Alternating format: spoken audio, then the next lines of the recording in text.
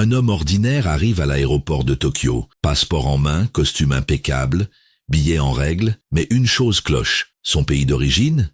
Il n'existe pas. Ce n'est pas une blague. Ce n'est pas un film. Ce mystère, vieux de 60 ans, n'a jamais été résolu. En 1954, à l'aéroport de Tokyo Haneda, un homme d'apparence européenne se présente au contrôle des passeports. Il parle couramment plusieurs langues, notamment le japonais, le français et l'anglais. Il explique qu'il est en voyage d'affaires et vient de Taured. Les douaniers, perplexes, cherchent ce pays dans les registres. Aucune trace. L'homme insiste. Son pays existe depuis plus de 1000 ans. Il montre sa carte d'identité, son passeport, ses chèques de banque. Tout est authentique. Mais Taured n'apparaît sur aucune carte du monde.